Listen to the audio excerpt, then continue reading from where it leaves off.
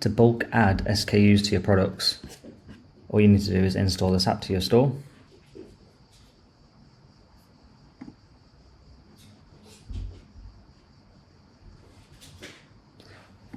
And then you just approve the free trial. And then once it's loaded up, all you need to do is go down here to barcodes and SKUs.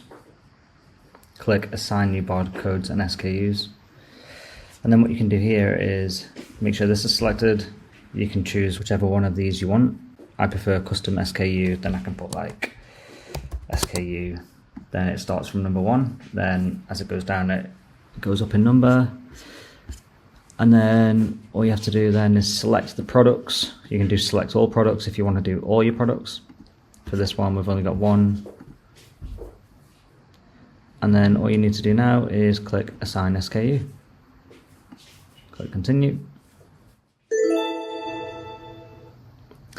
And that's it.